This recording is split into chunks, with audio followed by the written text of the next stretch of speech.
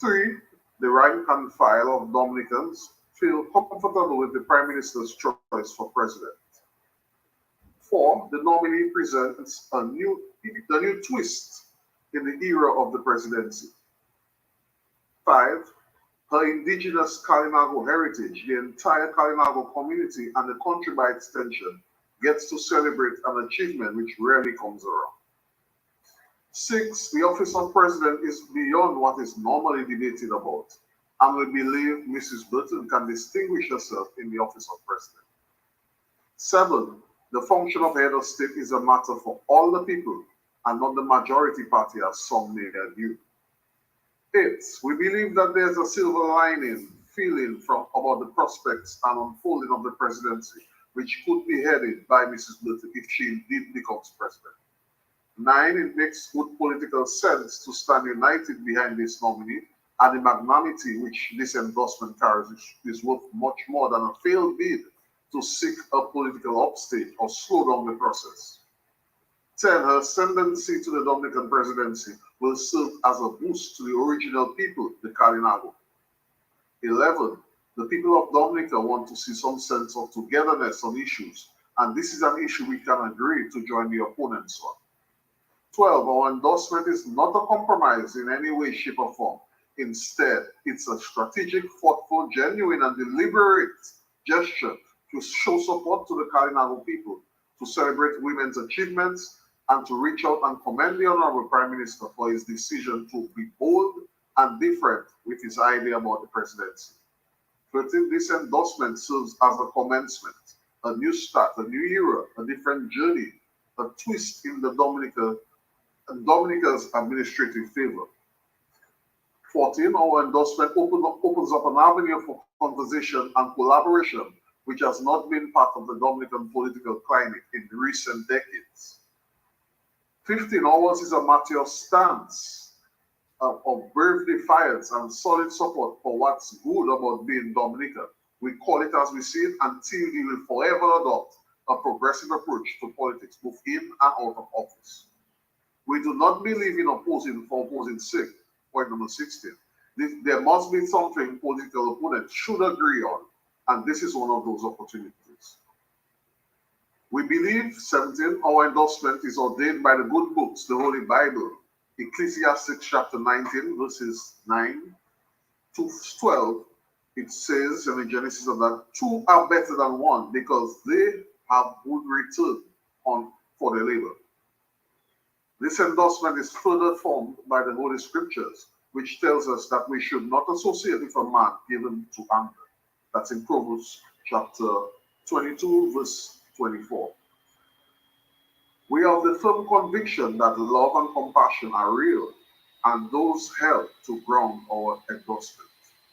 19. We endorse Mrs. Burton because a nomination was made in keeping with the constitutional protocols and based on the power of the majority. She will most likely become Dominica's president. It would be of great fault to stand in opposition to a good candidate. We reiterate that our team stands ready to work with the presidential nominee in the capacity of president. And as we said earlier, our pledge is to build bonds of unity for meaningful progress. And this recommendation of Mrs. Burton serves as testimony to this pledge. We strongly advise against any activity which would widen the fracture in the Kalinago community and Dominica by extension. Having a Kalinago woman or man to run against Mrs. Burton would be a gross partisan political mistake. TUD, however, understands and respects the opposition's decision to follow the constitutional progress by nominating an alternative candidate. It is our hope, however, that this endorsement signals to the youth of our nation that we are willing to engage, and the wheels of unity turns with TUD, your unity platform for Dominica's progressive politics. We hope that the election process for Dominica's next president goes smoothly. I just have to go over, guys. All right. Thank you for that, Mr. Charles. As I said earlier, you kind of answered most of the questions that I would have asked you on this particular subject, but nevertheless, I'm sure we can find a few things to touch on, right? Go ahead. So I've seen some of your movement, as Alex calls it, TUDs, some of your broadcasts and some of the statements you've made, and you always made the statement that you are about unity and coming together to do things for Dominica, to build a better Dominica. Right. So my question is, with your endorsement of the new presidential nominee, how do you see that as assisting in in building the unity that you are hoping to build with your movement among Dominicans, with the political, with the electorate, with the other political parties, and the current administration and Dominicans in general? Do you see that as a as a way forward in your plans? Yes, we do. And additionally, we believe that there needs to be responsible and critical discussion about this because the head of state, position of head of state is very important. It is beyond pettiness, or sorry, it should be. We should not seek to belittle or tribalize the office because you never know. One day it could be my turn, it could be somebody else's turn to nominate somebody to become the president from the majority side. So let's seek to come together beyond the partisan rancor. The Prime Minister has nominated a good choice for president. I believe that person is. We can come around that nomination. Okay, thank you for that. Given we know that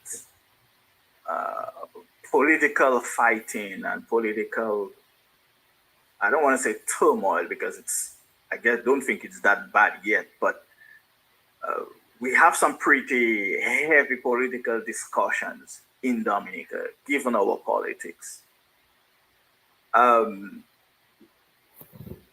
you see the new or the new nominee for president as someone who can help move our politics in a new direction where we can have disagreement, and with disagreements we can have opposing views, which is what I believe we should be able to do in a democracy. If we say we are a democracy, we should be anyone, everyone, whether you are an elected representative, whether you are a kid on the street or wherever, you should have the option to express your own views, your opinions on politics, especially without someone wanting to take your head off. So, do you think that the new nominee is someone?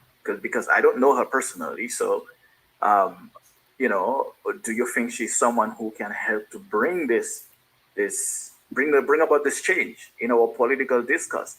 And do you also think that this should be something she should focus on? Yes, because if you notice as part of my message, I mentioned that she can make it her own. And these are some of the things that I recommend that she focus on as part of her stint in the presidency. Because you being the president, you are the person answerable at the top of the Dominican hierarchy. So yes, she should be able to use that position to bridge the partisan divide, and as part of her messaging, use those opportunities to help us come together. Because I believe the office of head of state should be something that is beyond reproach. Mrs. Button should use that opportunity to help us come together. Okay, all right.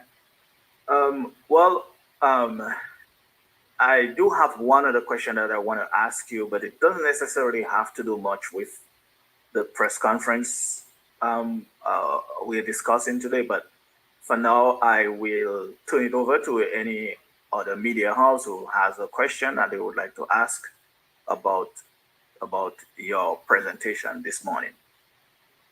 But I'm not seeing anybody else here in the platform. So, guys, if you can hear me, can you hear me? There are comments posted on the Facebook Live. Sure, we could probably do that. But Simone, if you don't mind.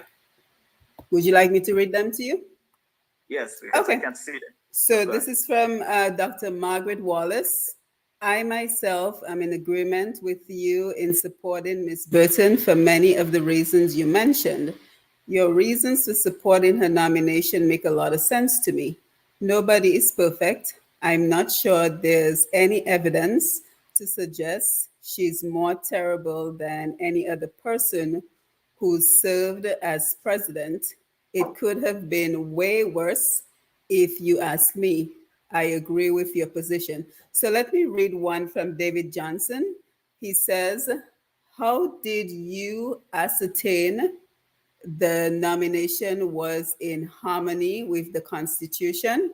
And there's a very good question from Pyro Davidson. He says the Constitution states the criteria for one to be president. Could he read those out and show where she meets the criteria?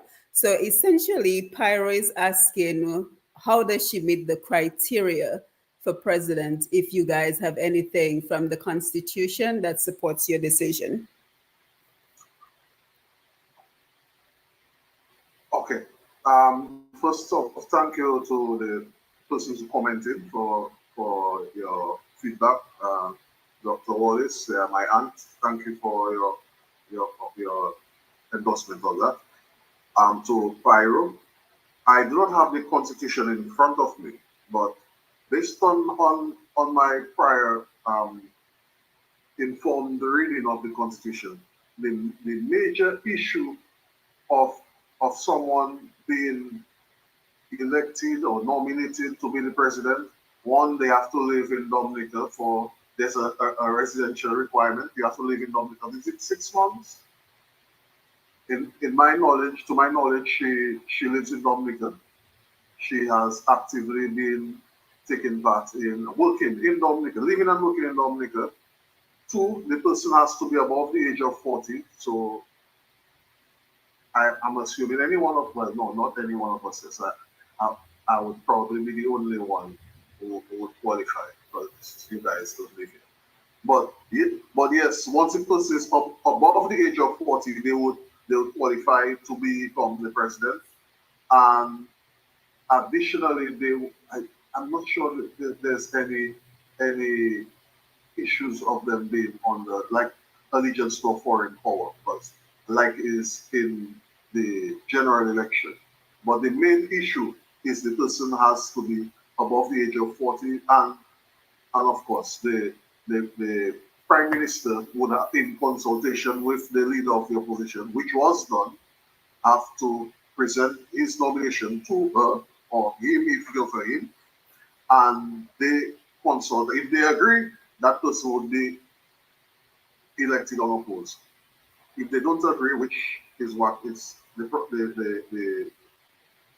thing right now, then there's a opportunity for three of them to nominate persons to become the president. We believe that that nomination is a good one. The first woman, the first Kalinago, she has represented Dominica on various levels. She's eminently qualified to become the president.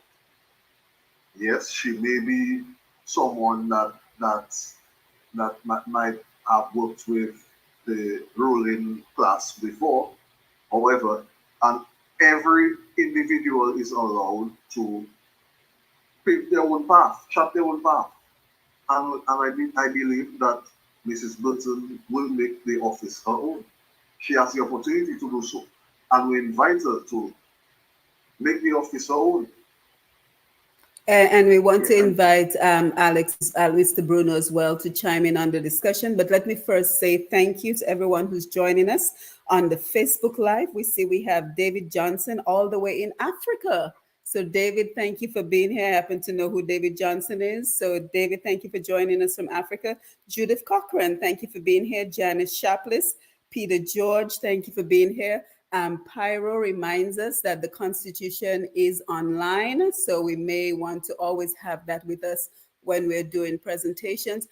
Dr. Wallace asks, what would you say to people who think Ms. Burton is highly partisan? So, Alex, I wanted you to jump in on the last question that was asked, as well as this new question which is being presented to us. If you and Carlos could ask, and Sam, please don't think I'm stepping on your toes, but I'm not sure if you guys can see the comments, so I'm just reading the comments which are being posted.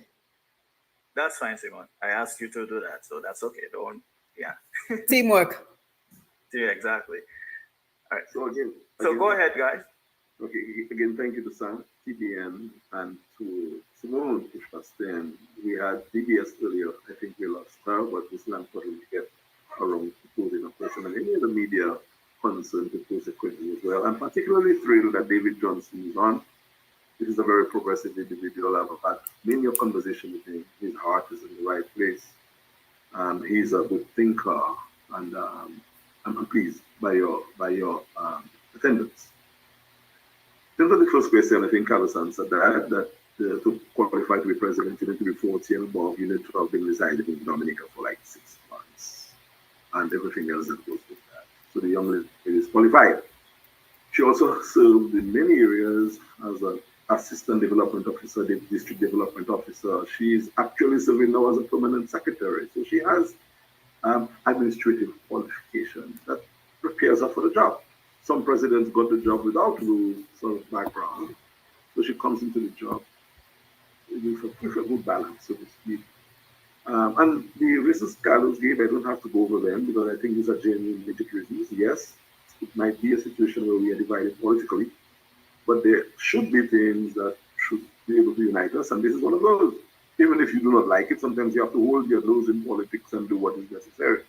We're not saying we don't like it, because we think Mrs. Burton is a fantastic candidate.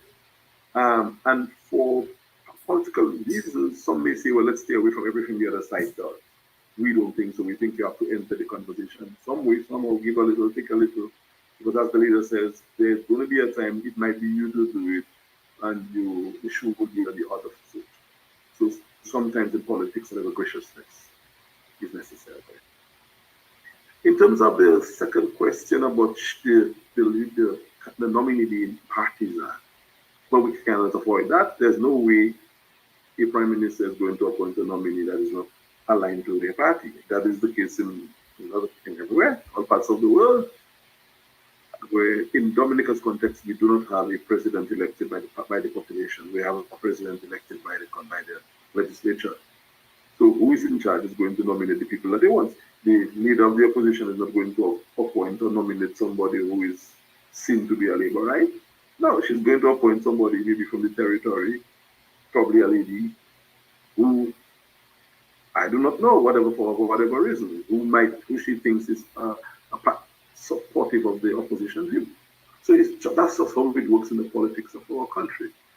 So to say that you need somebody who's neutral, it is going back to the days when Signoret and these wonderful men of dignity and prestige existed. They don't make them like this anymore. So we do not have a Sir Clarence, but at least we have a Mrs. Burton, who we think, hopefully, the office will help her to see a clearer light. It may not, it may, but I think it is not a bad political decision to decide to support the nominee, especially since the process of electing is going to be so one-sided, so slam dunkish. You have to try to get a little win, at least from something. And if anything else, Simone and audience, I think that's a win for TV more than anything else. A win for Dominica, a win for the presidency, a win for collaboration, a win for coming together, a win for showing good faith, because we lack the good faith in Dominica's politics, and that has caused some rancor. And I said earlier, and I'll say again, that I think if someone is elected or nominated to run against the nominee for the presidency, and that person comes from the territory, that would be the biggest mistake because you would have now been dividing the territory over two people when you're supposed to you try to unite the territory with one nomination. Let the territory, let the Kalinagos feel good about that person. Try to build. In politics, you build, you don't destroy. And I think it would be a colossal wrong if someone from the territory is nominated to run against someone for the territory for president. That would be a political mistake, we think. Yes, thank you for that, Alex. And of course, we say good morning and welcome to Darius Polido and Joan Bernard James, who just joined us. And we do have more questions coming in. We have David Johnson, who says, I think if you are going to speak at length on something so significant, it should not be from memory. Suitably qualified has additional criteria. Read the Constitution. So if you want to comment on that, Pyro Davidson, and again, we want to thank everyone who's joining us on the Facebook and YouTube Live and for your comments and your contribution to the discussion. Don't forget to share this program. I think we've had about maybe 18 shares at this point, so continue to share the program as we all work to advance Dominica. So Pyro Davidson also says, I don't think focusing on the age and residency criteria fulfills all the criterias outlined by the Constitution. I think you should relook at the constitutional criteria for presidency. Each criteria is just as important as the other. And love, Lynn, thank you for being here. Thank you, everyone who's joining us. Please continue to share the live. So Carlos and Alex, if you would like to chime in. Probably I would like to point out to the area where the error was made and present it. If there's an error in the nomination, we would love to see that. But according to the Constitution, the same Constitution that I'm reading to, Mrs. Button meets the criteria for being nominated to become the president. Of course, she would have to. She would have to be voted in by the House of Assembly, and then she'll become the president.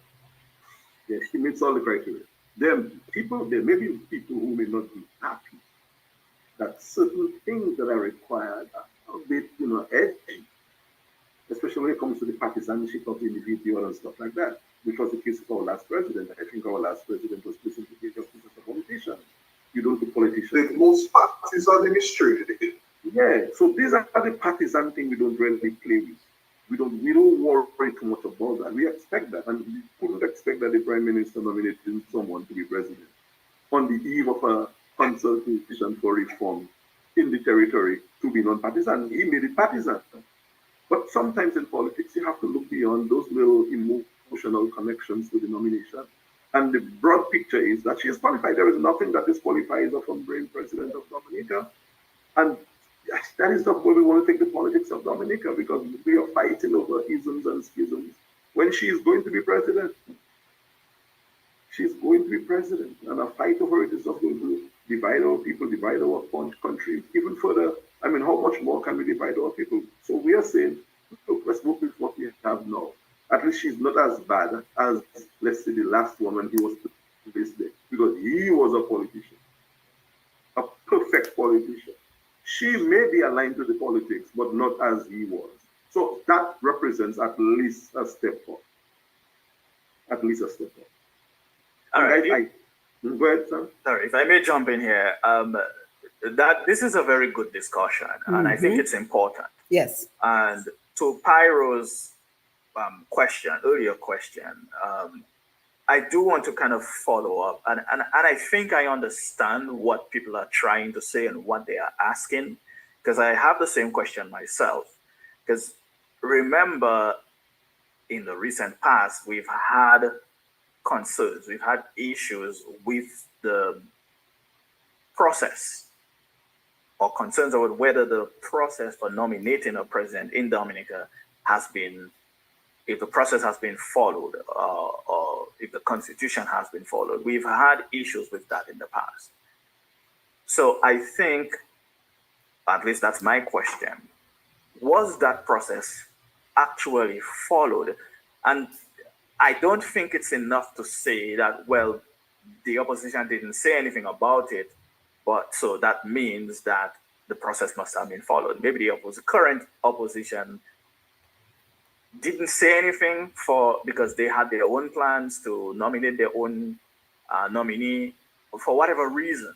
If they did or didn't say anything, I don't know. I didn't hear them say anything. However, we know that the other opposition leaders of the past have complained and have said, well, the process wasn't followed in terms of the consultations that is supposed to take place and all of that kind of thing. So that is my follow-up question to Pyro's question. Do you think that this time the proper procedure was followed? And well, I guess we would have to go back and look and see if we can prove that to be the case or not. Yes, and Pyro did ask, let's see what he's saying here.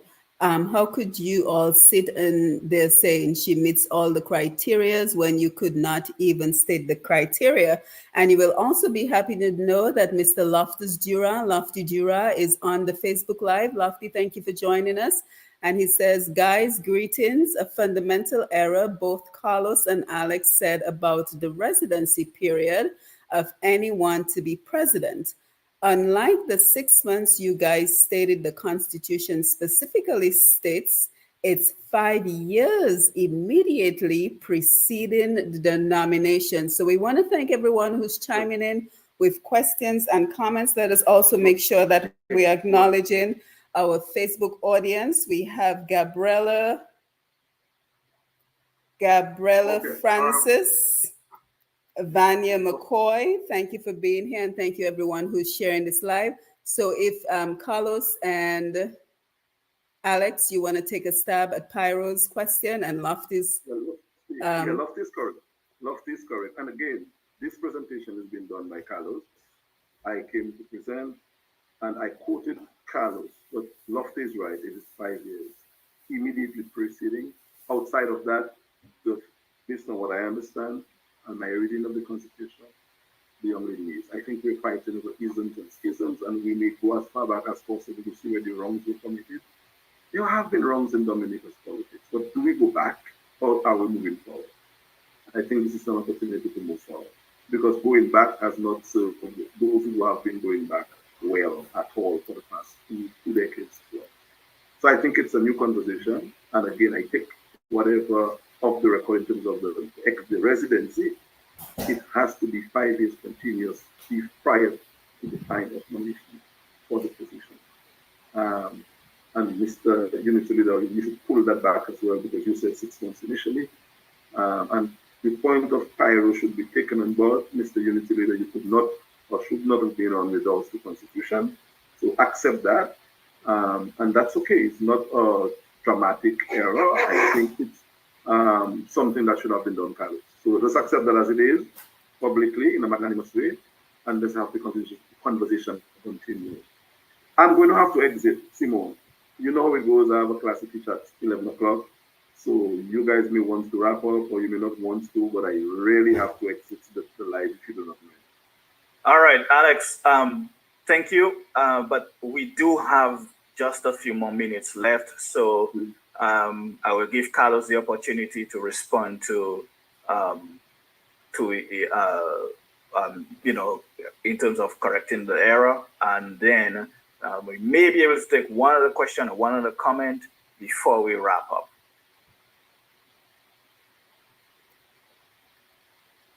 Yes. Yes. So it may have been probably just an oversight in terms of the timing. I didn't get everything in terms of that in the whole preparation of it. But it doesn't take from the fact that the young lady has been living and working in Dominica for the duration of the time and she meets the qualifying criteria. Okay. All right. I don't mean to cut you short, Mr. Charles, but we do have very limited time left, and I kind of want to give you a chance to give the last closing remarks before we go. But Simone, do we have one other short question? Yes, we do. Yes, we do. Dr. Margaret Wallace, and I see we have some additional people joining us in the media. So it would have been good if we could have continued the conversation. But we have Dr. Margaret Wallace, and she says, I think I'm curious about others' concerns about her being the nominee besides the partisanship worries. So that is from Dr. Margaret Wallace. And again, we want to thank everyone who joined us. Maggie Dante, we see you. Dunstan, thank you for being here. And thank you everyone who joined us for this Facebook Live. So guys, if you want to hang on a little bit longer, I am willing to do so. But if not, we understand your time constraints. So again, the final comment from Dr. Margaret Wallace. All right. Yeah, I wish we could have stayed a little bit longer, but Simone, as you can see, we have the time counting down on us here. Okay. So let me just say that it was a pleasure to host this virtual press conference today here. My name is Sam George here on behalf of TDN Radio, TDN Network. And so we want to thank you for joining us wherever you are joining us, whether you're on the TDN Network platforms or whether you are on Push Past 10, TDN Radio, etc. Thank you for joining us here. And I want to thank TUD for inviting us and inviting me to assist. And so, Mr. Charles, you have about 2 minutes to give any final remarks that you would like to give. And of course, I'm sorry I forgot to mention any media who are here as well. Thank you for joining us.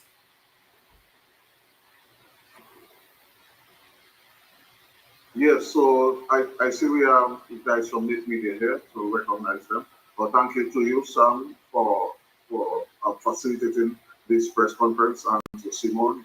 So, thanks to TDN Radio, Push Past 10, DBS, MO News, and the other media houses who took part. Yes, let us keep the conversation going. I think there are issues that we can agree with, and I don't think that we should be fighting with each other over all issues. No, the Prime Minister doesn't do everything right, but I think this is an issue that we can come around and agree and move past and deal with the other issues, like the constitutional reform, like the electoral reform, like Dublin, like the many other issues that are in the space right now. There are other issues that we can disagree with. This is one we can come around. Again, if anybody wants to engage with us, we're here. I'm willing to discuss and engage with anybody. And let's keep the conversation going, guys. All right, guys. And we just want to thank Derek Mann, Decima Laville, and everybody else who joined us on the Facebook Live. Sam, I will let you have the final words. All right. Thank you again, Simone, for your assistance. As always, we don't have any more, nothing else to add for now, but... Well, just one other thing. Maggie Dante did say as if all you haven't addressed Pyros Davidson's question, but we can come back, guys. We can come back and do another discussion. We'll have another conversation. I think this was very fruitful. Sam? Yeah, definitely we have to come back and continue the conversation. Unfortunately, we are out of time today, but the conversation will definitely come.